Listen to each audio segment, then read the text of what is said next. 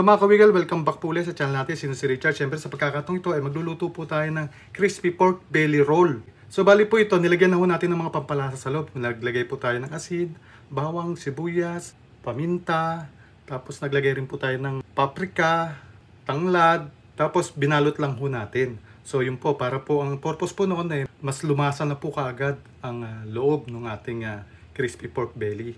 Ibang technique naman po ang gagawin natin. So i-reveal po namin sa inyo kung paano po yung makapagpalutong ng super lutong nitong balat po ng ating crispy pork belly.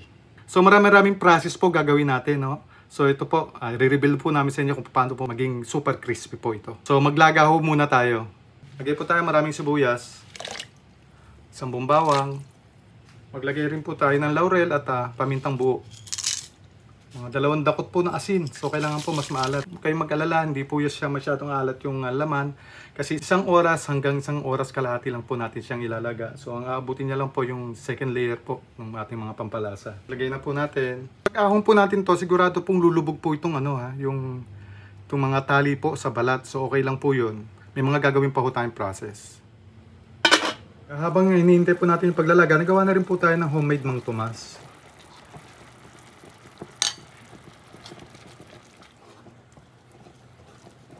Yan po, pagkatapos po ng 1 oras, pagkakulo po, iaahon na po natin.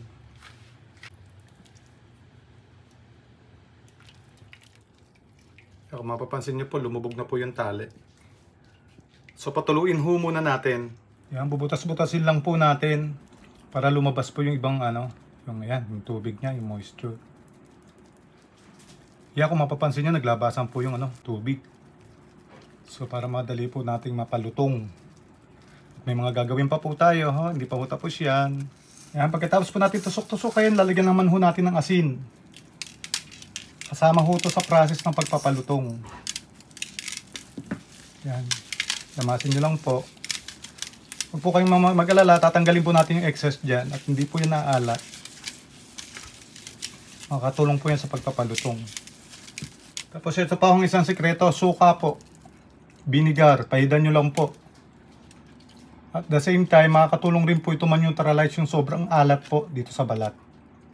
Susunod naman po natin yung isang proseso. Ito po yung isang proseso. I-oven po natin ng konti. Ang gagawin po nating luto rito, yung pong nasa kalagitnaan lang, hindi po siya malambot. At the same time, hindi po siya malutong. Yung nasa kalahati lang po na pagdadrayin lang po natin yung balat. So hindi po tayo magbibigay ng oras. So babantayan nyo po hanggang ma-achieve nyo yung kulay na yun, yung alanganing malambot na matigas. Ayan, luto ng ating ginisang ampalaya na paborito ni Honey Bess. Ayan, bagay na bagay rin to sa isang ulam natin.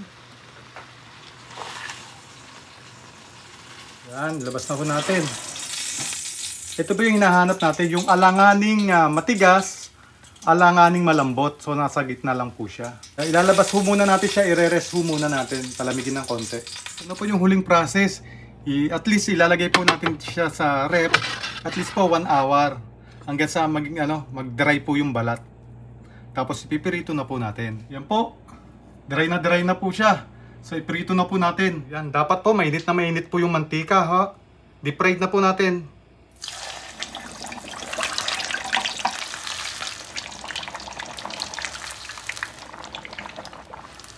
Yan po, tapos na po. Napakaganda po ng resulta. Super lutong po niyan.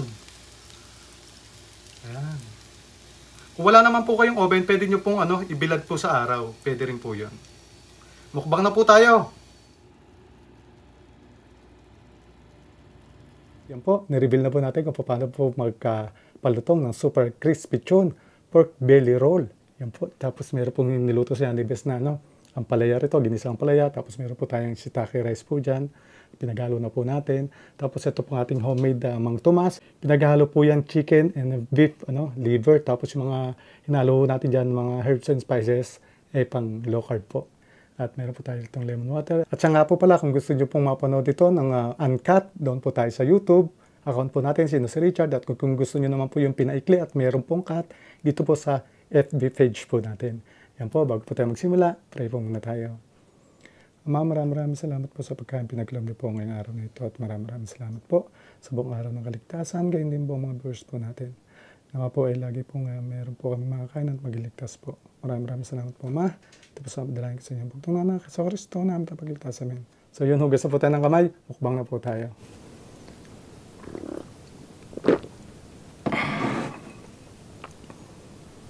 Tingnan ko ganong kalutong.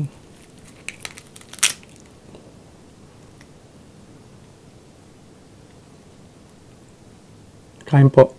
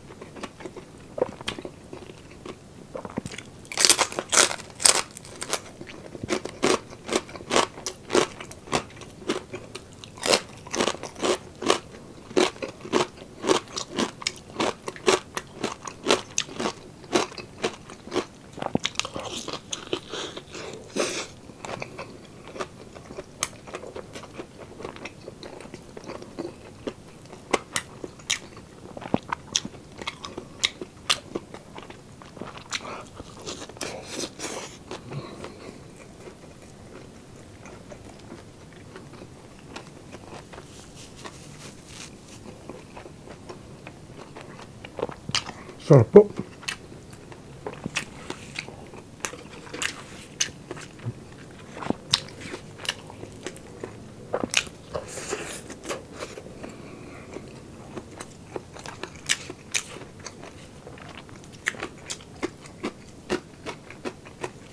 Bagay na bagay po siya dito sa ginisang ng palaya.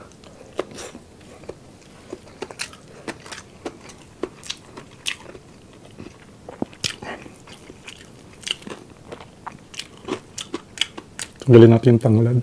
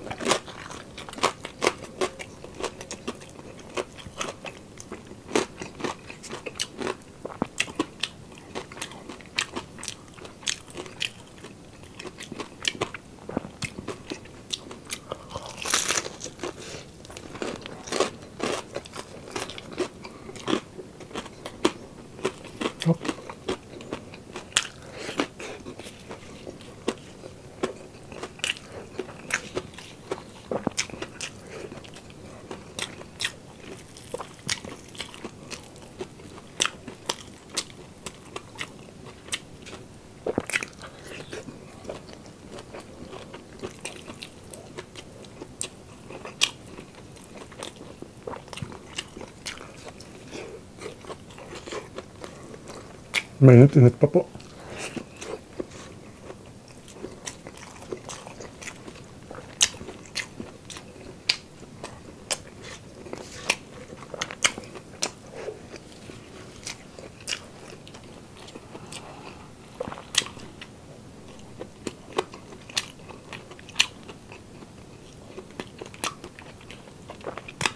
Panalo po itong sausawan natin. Sarap.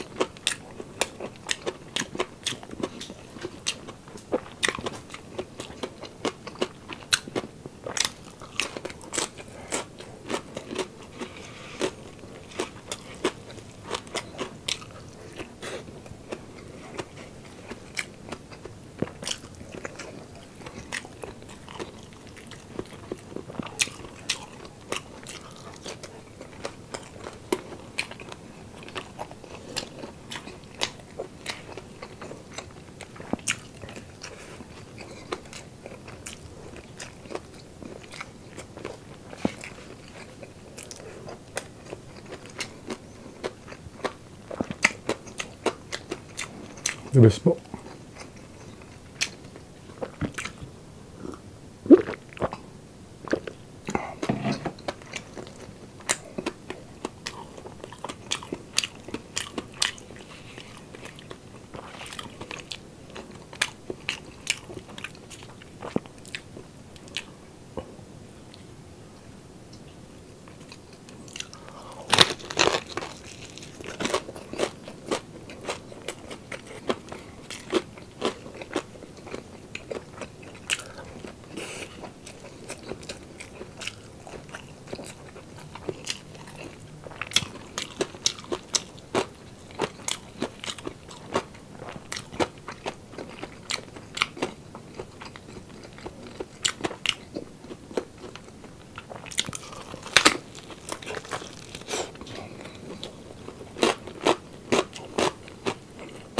Kapal po na naman.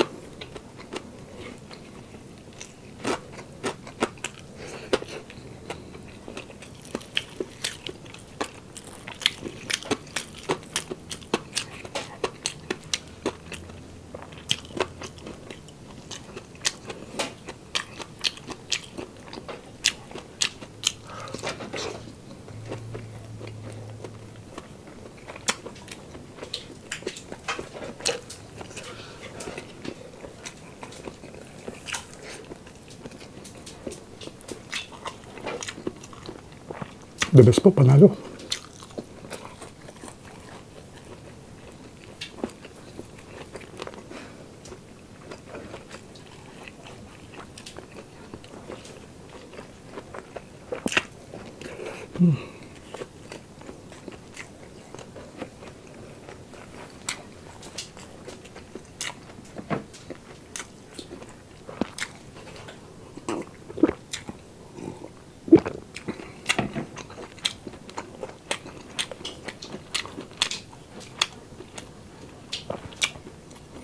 Manamis-namis din po ito. Sarap ang tamis.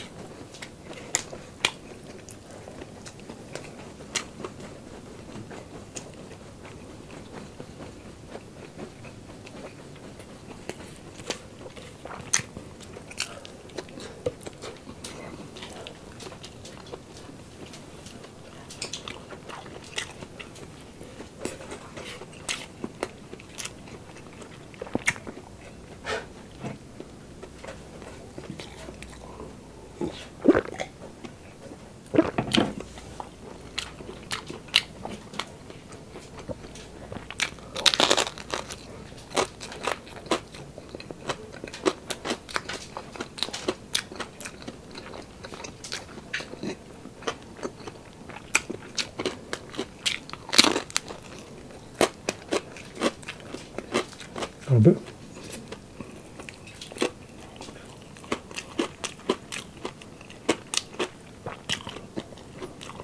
Sana pa masundan ninyo ho, para tiyak na mapapalutong niyo po itong ating crispy yun.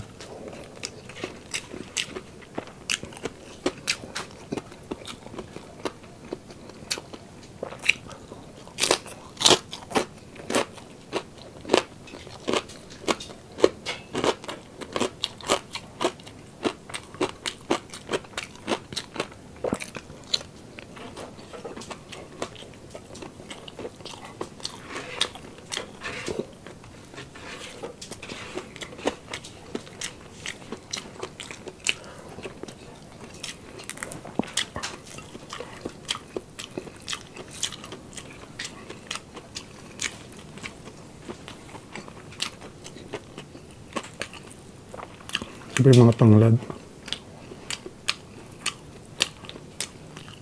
Ilagay po natin sa loob.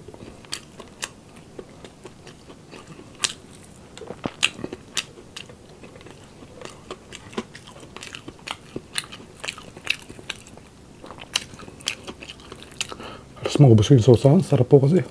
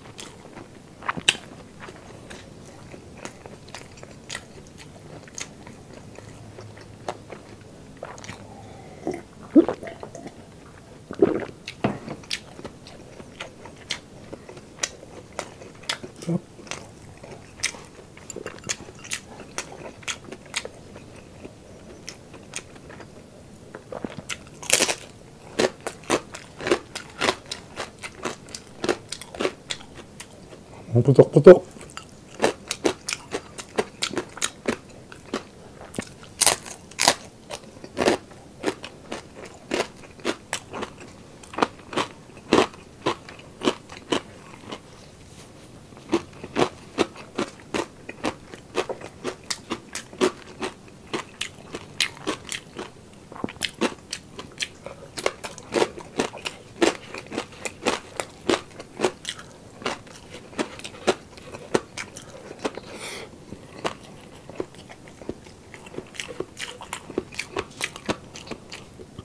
Excuse po.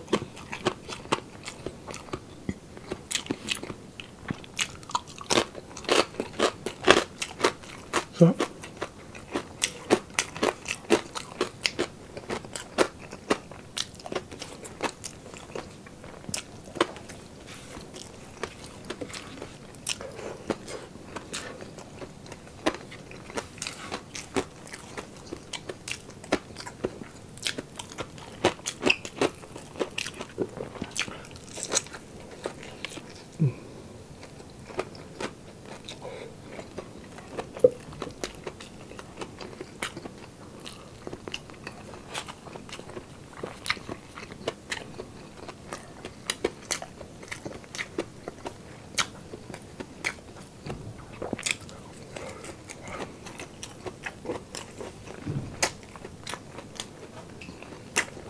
super sarap.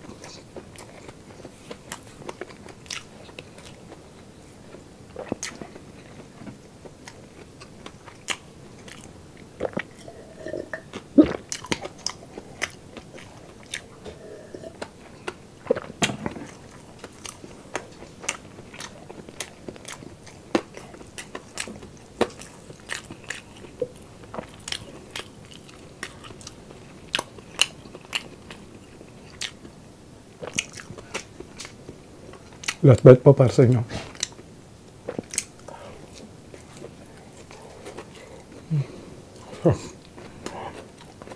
Super enjoy po yung pagdala ngayon.